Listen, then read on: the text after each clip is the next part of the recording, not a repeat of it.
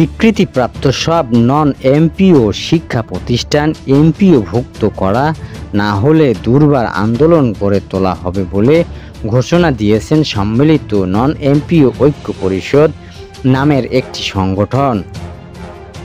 ঐক্য পরিষদের কেন্দ্রীয় সমন্বয়ক মাওলানা ফারহাদ হোসেন তালুকদার বলেন, আমরা সিদ্ধান্ত নিয়েছি আগামীকাল আমরা কাফনের কাপড় পরে এই রাজপথে অবস্থান করব।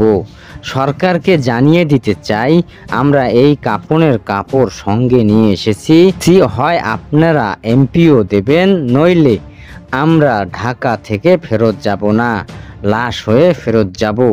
আন্দোলনের ঘোষণা দিয়ে ঐক্য পরিষদের এই নেতা বলেন, সকল নন এমপিওভুক্ত ভাইদের বলবো কাল রোববার সকাল থেকে জাতীয় প্রেস ক্লাবের সামনে সকল অলি গলিতে সমবেতন হন।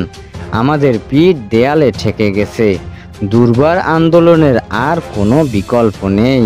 এদিন সকালে 10টা থেকে নন এমপিও ভুক্তি শিক্ষা প্রতিষ্ঠানের শিক্ষকরা জাতীয় প্রেস ক্লাবের সামনে সমবেতন হয়। প্রায় শতাধিক শিক্ষক এখানে উপস্থিত হয়ে অবস্থান কর্মসূচিতে বসেন।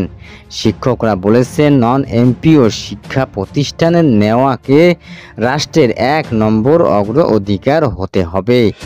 দেশে আন্দোলনরত যতগুলো পেশাজীবী সংগঠন যত দাবি করেছে তার মধ্যে নন এমপিও শিক্ষা প্রতিষ্ঠানের বেতন দেওয়া সবচেয়ে যৌক্তিক ও মানবিক দাবি।